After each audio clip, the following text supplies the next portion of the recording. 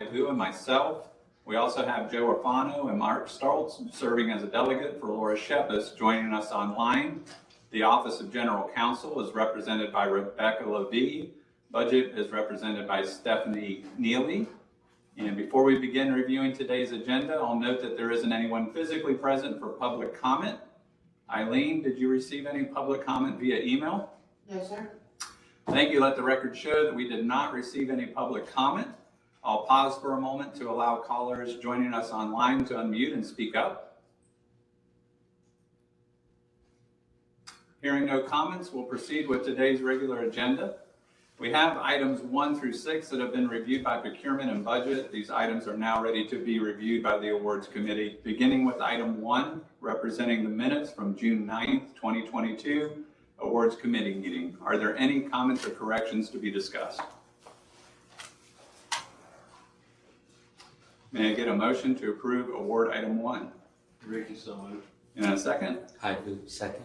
We have a motion from Mickey Erickson, a second from Ivu. All those in favor say aye. Aye. All those opposed? Minutes are approved as presented. I'll pass it over to Jenny McCollum, our Chief Procurement Officer, to walk us through each of the remaining items before I ask for a motion, beginning with item 2. Thank you. Through the chair, award number 2 is a single source award. This is for our IBAK truck mounted CCTV camera system. And this is a replacement of the JEA vehicle number 6925 that had a CCTV mounted system. And it is part of the planned and budgeted fleet capital procurement plan. Jack Doney Company is our recommended awardee in the amount of $424,316. We estimate these to arrive February of 2023. I'll just give you guys a little bit of history.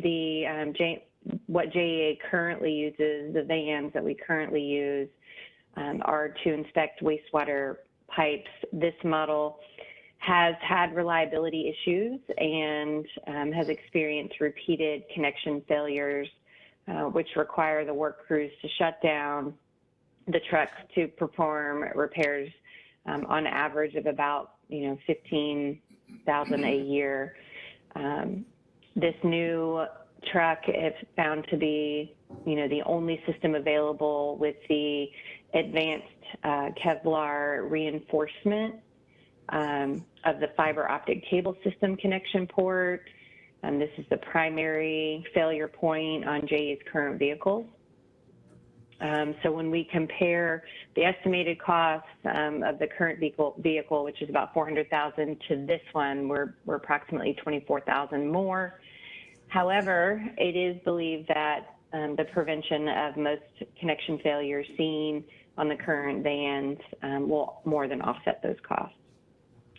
So I'll pause there and see if you guys have any questions or comments.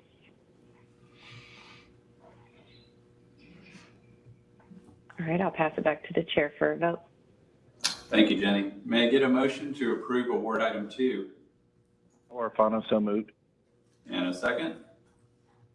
Mark Stoltz, second. We have a motion from Joe Orfano, a second from Mark Stoltz. All those in favor say aye. Aye. Aye. All those opposed? Motion is adopted. I'll pass it back over to Jenny to present award item 3. Thank you. Award item number 3 was an invitation for bid. This was just a low bid, went out with our scope, which is for the Cecil Commerce Center Northeast, which we refer to in the rest of the document as CCCN, and that is for the East-West Patrol Road. The scope is just for the construction of the patrol road, and Superior Road Services, LLC, is our recommended awardee in the amount of $2,221,964.86. We're estimated this project to be completed October of 2022. We received 3 bids. When we looked at the bid price compared to our budget estimate, if we take out the 10% SWA that we have and, included in the bid price, we're about 5.8% higher. Still deemed reasonable just due to our price escalations that we're seeing in the market. What we've done is we've reduced the SWA to 5%. So that is in the award amount, which is why it's slightly different than your total bid price. I'll also note that this award was delayed in being brought to the awards committee. This allowed the electric group to internally review the cost benefit of constructing the patrol road compared to, our budget, and it's been determined to be beneficial to proceed. And so we're bringing it to the committee today for approval. Do you guys have any questions or comments? This is high. Any concerns with the contractor holding the price for so long? I don't believe so. Rodney, did we just double check that? Yeah, this Before. Actually, this contractor is the same contractor that's completed all the other patrol roads that we've constructed. I think we've done 2 other ones previously, and they haven't had issues that perform satisfactorily, so we're comfortable with them.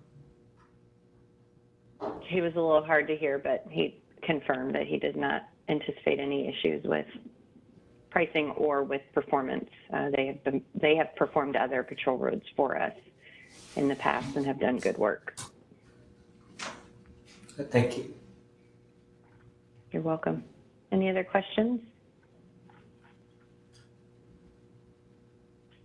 All right, I'll pass it back to the chair for a vote. Thank you, Jenny. May I get a motion to approve award item 3? Haibu, so moved. Ricky, second. We have a motion from Haibu, a second from Ricky Erickson. All those in favor say aye. Aye. Aye. All those opposed, motion is adopted. I'll pass it back over to Jenny to present award item 4. Thank you. Through the chair, award number 4 is a piggyback off the NASPO contract.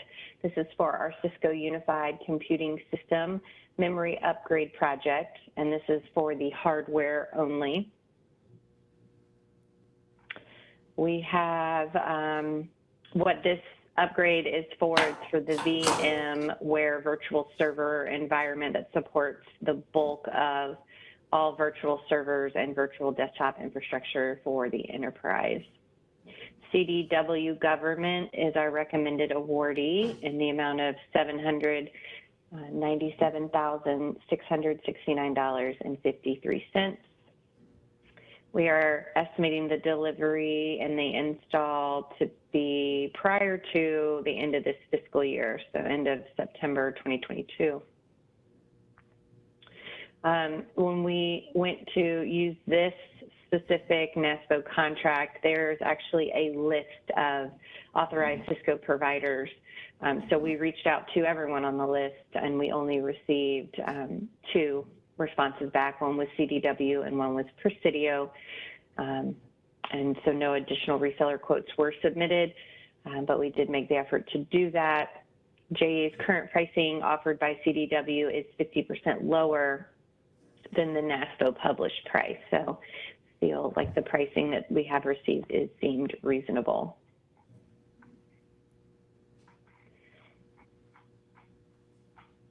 I will pause there and ask if you guys have any questions or comments.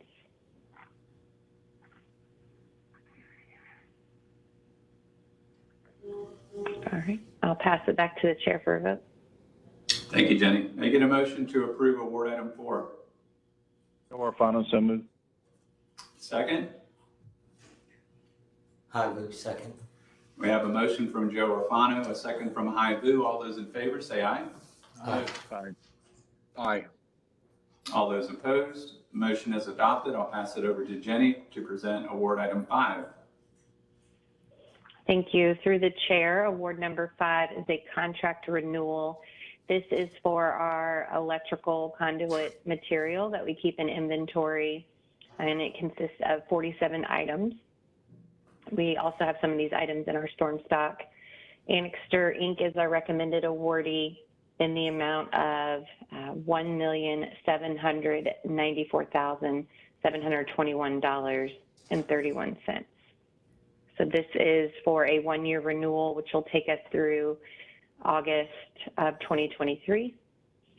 And then just a little history. This was originally competitively bid. We awarded it in July of 2021 to Annixter, a little over $1 million. And then we were proposing also a contract with Electric Supply for about $15,000. And this was for a one-year term. After the awards, post-award negotiations, Electric Supply elected to not pursue a contract primarily related to the difficulty of this supplier to perform on such a small volume. And so we moved that work to the next lowest respondent, which was Annixter. Given the relatively low cost, we didn't do a contract amendment. This is based on usage, so we're estimating it anyways. So we've been okay this last year, but we have included for this request to execute the one-year renewal. We've included, the full scope for Annixter in our forecast. So we're looking at future forecasts, current pricing of the materials, and orders placed to date. So we do that because we're estimating what we think we're going to spend.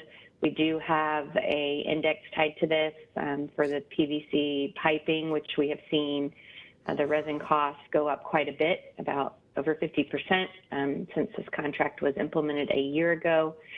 And so the increase in the one-year amount has a lot to do with cost increases, but it also has to do with just our annual projected spend, which has increased based on new underground utility development within the JEA service territory. That was a lot of information, but I'll pause there and see if you guys have any questions or comments.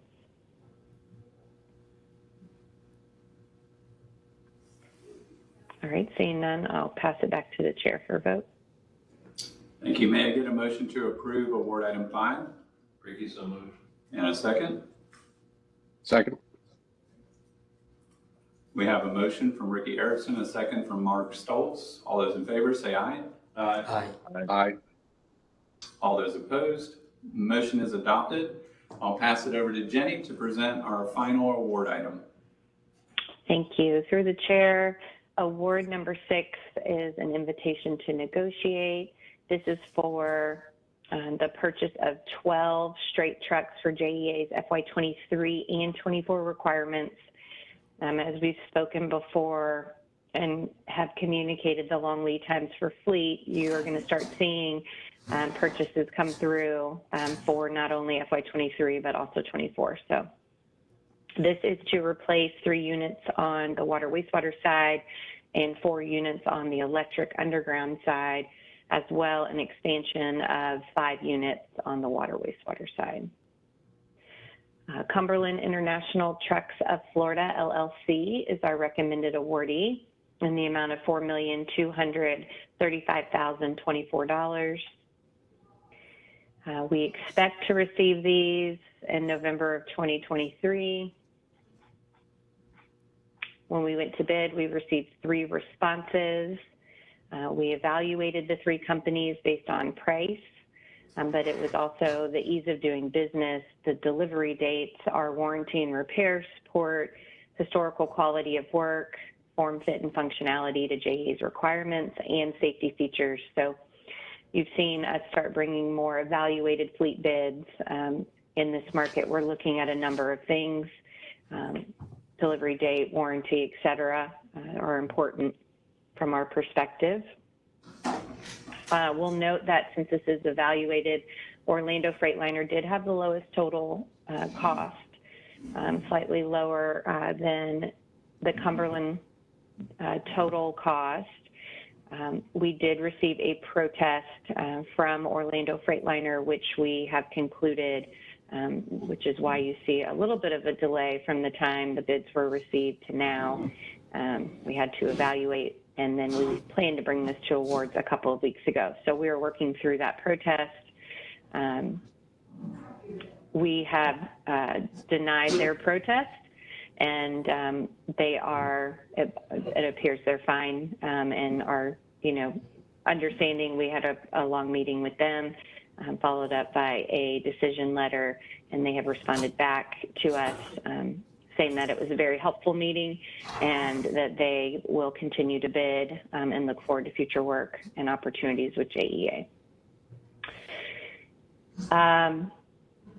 The decision to move to a straight truck design, which is new to JEA, and another reason why we did an ITN, was primarily based upon the current vehicle that we use. They just have been both unreliable and just not built and robust enough to handle the JEA use case that we use it for. So these proposed replacement trucks are uniform and consistent with the majority of our heavy-duty fleet units, and the cab chassis platform has proven to be much easier to maintain and repair compared to the current step van that we use, which should yield less downtime and decreased O&M costs with the new platform. I'm going to pause there and see if you guys have any questions or comments.